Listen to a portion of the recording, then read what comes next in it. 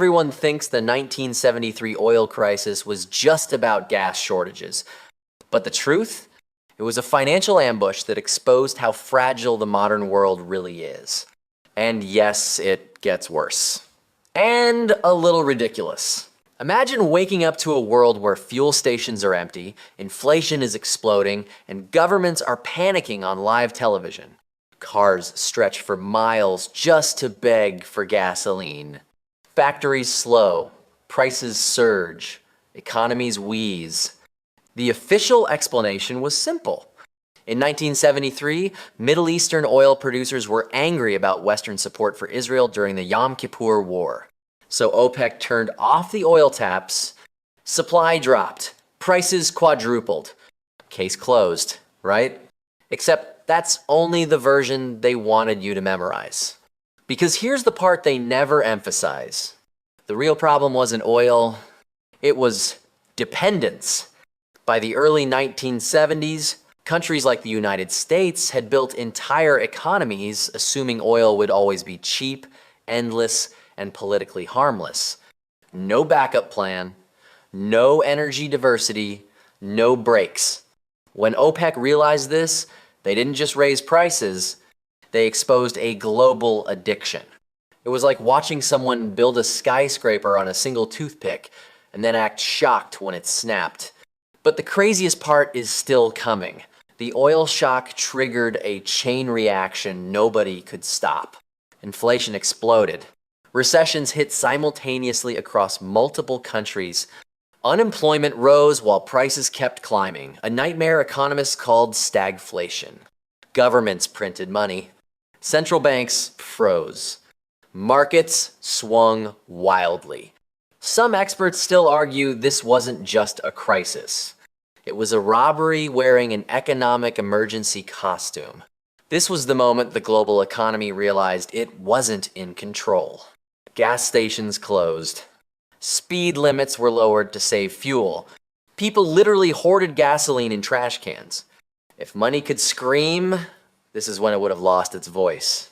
But here's the detail almost everyone ignores. The 1973 oil crisis never really ended. It reshaped foreign policy.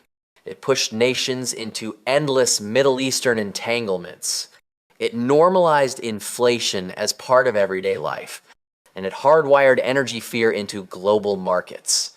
Your cost of living today, your fuel prices, your economic anxiety, yeah, they trace back to decisions made during this exact moment. The 1973 oil crisis proved one brutal truth. Finance isn't numbers.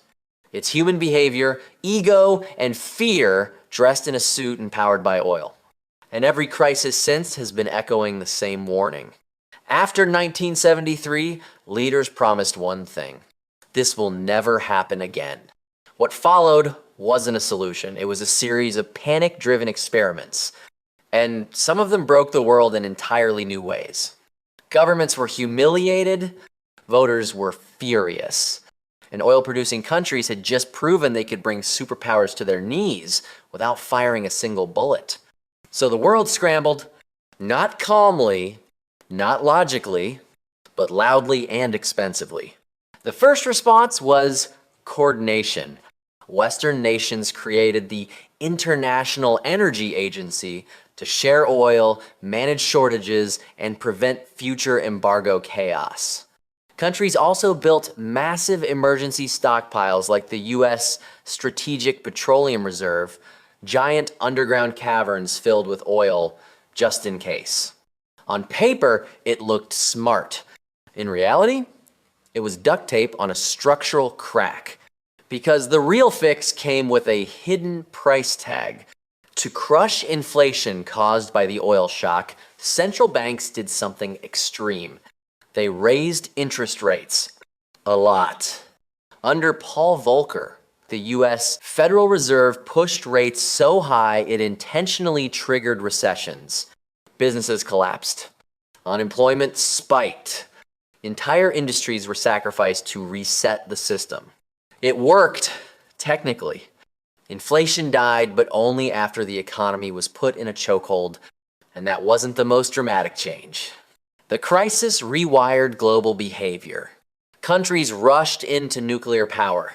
Fuel efficiency became law. Speed limits dropped. Energy conservation campaigns told citizens to shower less and drive slower, like guilt could replace oil. By the early 80s, oil was flowing again. Prices fell. Politicians declared victory. But the fix came with scars. Permanent inflation fear. Debt-fueled growth. Deeper dependence on global supply chains. The patient survived, but the disease never left. And this is the part that still affects you right now. Every modern energy panic, from oil spikes to gas shortages to green transition chaos, traces back here. The world didn't become energy independent. It became energy anxious. Prices move on rumors. Markets react to headlines. Governments fear voters more than physics. The fix for 73 taught leaders how to survive crises, not how to prevent them. The world tried to fix the oil crisis with control, force, and financial pain. It worked, but only by creating a system that's permanently unstable. At the same time, governments deregulated markets, loosened controls, and quietly embraced a new philosophy. Let markets, not stability, decide the future. This opened the door to financialization, speculation, and the hyper-volatile energy markets we still live with today. It's about postponing them and hoping you're not in charge when they explode. Thank you for watching. Subscribe now if you want to learn how to protect your money. In our next videos, we'll break down the smartest ways to multiply it, especially in 2026 when the rules are changing fast.